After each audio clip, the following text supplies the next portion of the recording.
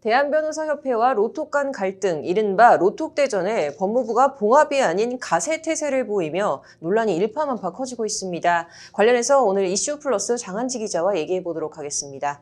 네, 장 기자, 그간 변협과 로톡 간 날선이 신경전에 대해서 박범계 법무부 장관이 로톡은 이제 합법 플랫폼이라는 취지로 언급을 하는 정도였습니다. 근데 어제 이제 온라인 법률 플랫폼 관련해서 브리핑을 열고 첫 법무부의 공식 입장을 발표했죠. 네, 그렇습니다. 법무부는 이제 로톡은 변호사법에 위반된다고 보기 어렵다라는 입장을 밝힌 건데요. 네. 현행 로톡 서비스는 이용자에게 특정한 변호사를 소개, 알선하고 그에 대한 대가를 취득하는 방식이 아니고 이용자가 플랫폼에서 변호사의 광고를 확인하고 상담 여부를 반영하는 방식으로 운영돼서 광고형 플랫폼이라는 것이 법무부의 설명입니다. 다만 법무부는 로톡과 같은 법률 플랫폼 서비스가 장기적으로 변호사 제도의 공공성을 저해하고 법률 시장의 자본 종속화를 야기할 수 있다는 변호사 단체의 지적에 충분히 공감한다며 법률 서비스 질이 낮아질 가능성 등에 대해서도 염려하고 있다고도 덧붙였습니다. 그러면서 법무부는 리걸테크 TF를 구성해서 논의를 이어나가겠다고 밝혔습니다.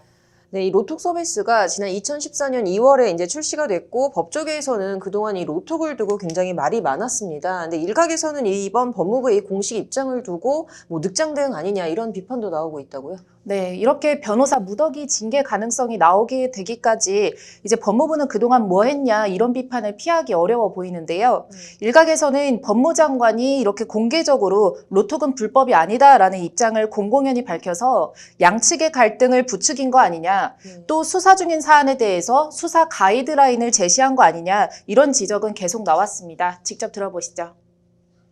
자본에 종속된 변호사는 상당히 두려운 겁니다. 수사를 지금 시작을 하고 있는 상황인데 사실 법무부 장관은 수사를 직접 하는 기관이 아니거든요. 수사의 가이드라인을 이미 제시한 거죠, 사실상. 그럼 누가 또 그 수사 결과를 믿을 수 있겠습니까? 그러니까 장관으로서 굉장히 처신이 저는 부적절했다라고.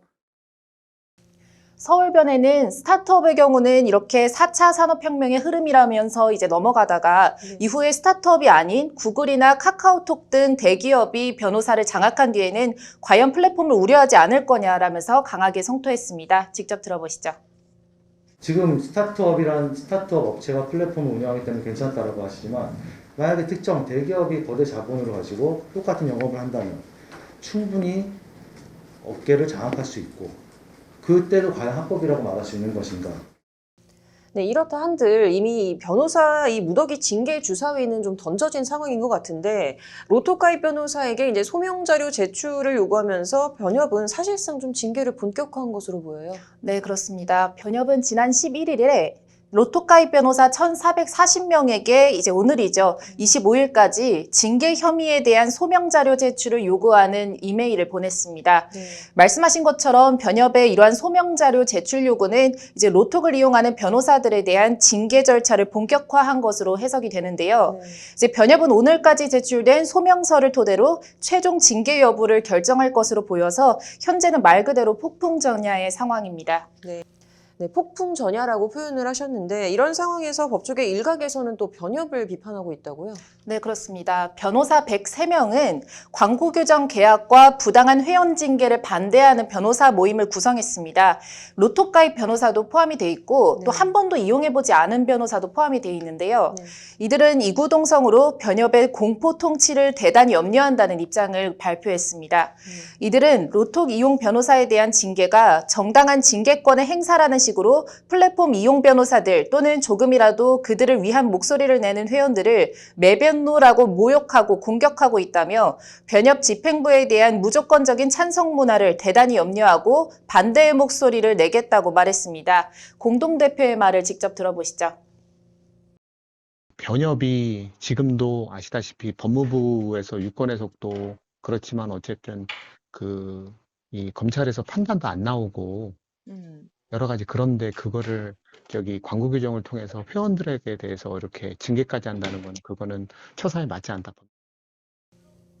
네, 들어보니까 이제 변협에 이런 뭐 징계권 행사가 부당하다 이런 취지인 것 같은데, 근데 이것이 곧 장 기자가 보기에 이 로톡을 찬성한다라는 결론인 것으로 보이나요? 아닌가요? 네, 이들이 보낸 보도 자료를 좀 보면요. 이제 징계 반대 변호사 모임은 일단 로톡을 옹호하는 것처럼 보이긴 합니다. 그동안의 로톡의 원론적인 입장이 보도 자료에 잠겨 있는데요. 이제 보도 자료에는 로톡을 운영하는 로엔컴퍼니는 지난 2015년과 2016년에 변호사법 위반 혐의로 이미 변협 서울회에 의해서 고발된 적이 있지만 혐의 없음 불기소 처분을 받았다고 적혀 있습니다. 이어서 보도자료에는 불기소 처분에 의해 변호사들은 법률 플랫폼 사용이 합법이라는 점에 신뢰를 갖고 한 것이라고 말하면서 이제 로톡의 합법성과 변협의 부당성이 교묘히 섞여 있는데요. 다만 이들은 징계권 행사가 부당하다는 것이지 이제 로톡에 대한 찬성을 말하는 건 아니라고 선을 그었습니다. 직접 들어보시죠.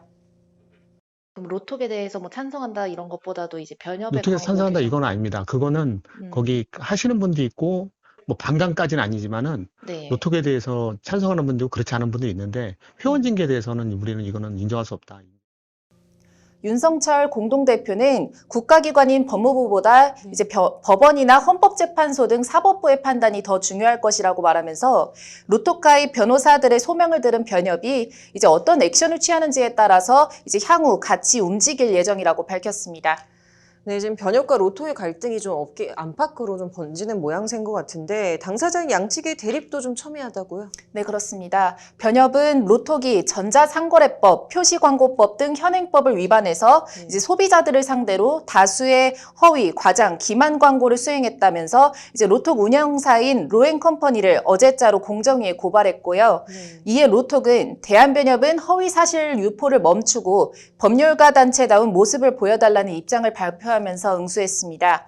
한편 로엔컴퍼니 측은 공개된 판결문을 직접 구매해서 판결문 검색 서비스도 준비 중인 것으로 알려졌는데요.